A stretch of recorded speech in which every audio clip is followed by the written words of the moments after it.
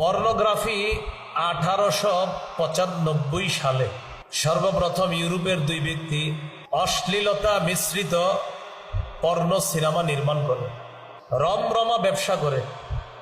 তাদের থেকে অনুপ্রাণিত হয়ে ফ্রান্স, আমেরিকা, জার্মান সহ সারা পৃথিবীতে আস্তে আস্তে বিষয়টা ছড়িয়ে পড়ে।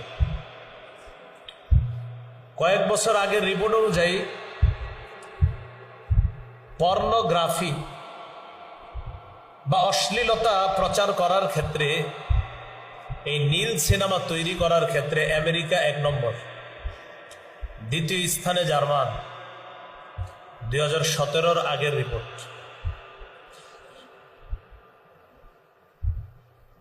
পৃথিবীর প্রায় 4.6 মিলিয়নেরও বেশি পর্নো আছে ইন্টারনেটে।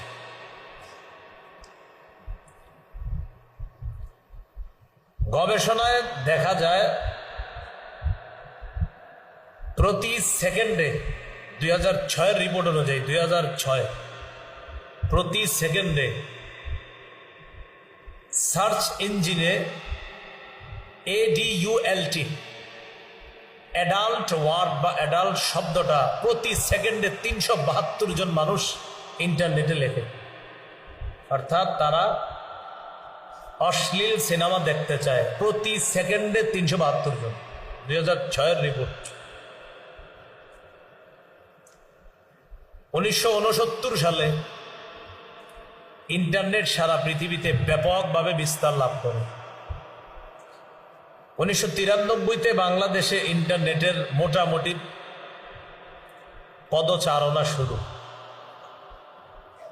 1996-তে সবার জন্য ইন্টারনেট ব্যাপকভাবে উন্মুক্ত করে দেওয়া হয়। 2010-11-তে সহজলভ্য করা হয়। 2010-11 থেকেই আমাদের দেশের তরুণ তরুণীরা পর্নোগ্রাফিতে, মাদকাসক্ত যে এর চেয়ে বেশি আসক্ত হচ্ছে পর্নোগ্রাফিতে। 2012-তে গিয়ে এটা আরো বাড়ছে। 13-তে গিয়ে ক্ষতির মোটামুটি যা হওয়ার হয়ে যায়। 14-15-তে গিয়ে চূড়ান্ত ফলাফল, জীবনটাই এমন অবস্থায় গিয়ে দাঁড়ায় ওই তরুণ তরুণীদের, এক পর্যায়ে পাগলের মতো হয়ে যায়। এটা ছাড়া আর কিছু বুঝে না।